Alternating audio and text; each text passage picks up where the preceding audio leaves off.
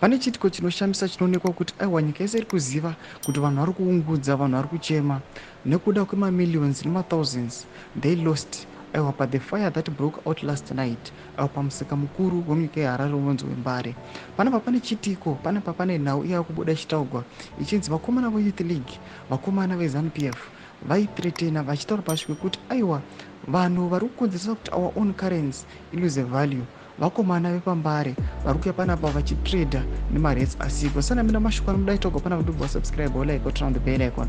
Chimina muchinjiridwa vanyora vachiti the Mbare fire raging for over 10 hours now is suspected to have been deliberately ignited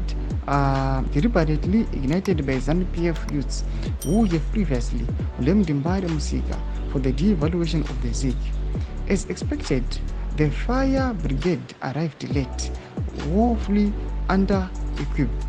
The insufficient water and tools to extinguish the flame. Ndochitiko chinoitika zvichinzi aiwa number 1 vari kususpecta kuti vakomana vari kuti ava mayouths vari kuti ndo vanga maproblema vachiti aiwa musika mukuru weMbare uyu ndiri kuita kuti ikonomi yedu idhakwe.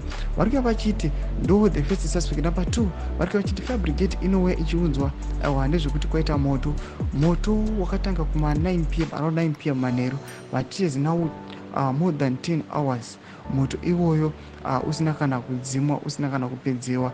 Then number 3 vanatira chiti fire brigade inosvika isina mvura, vane under equipment. All these situations and these scenarios vari kuti aiwa zviri kukonzereswa nevakomana ivavava. Panapa tona vanhu vazhinji vaichema vachiti aiwa they've lost mathousands, vachiti tatakatora maloni tichiita kuti tikwanise kuendesa vana kuzvikoro, tinokumbira kuti government ikwanise kuti kompensetawo itinzirewo tsitsi. Mashoko atiri kuona kuti nyika iri kuungudza. Tudze mafungiro enyu moti kudii pamusoro pechitiko ichi? Pinda comment section medu mudze mafungiro enyu, so subscribe or like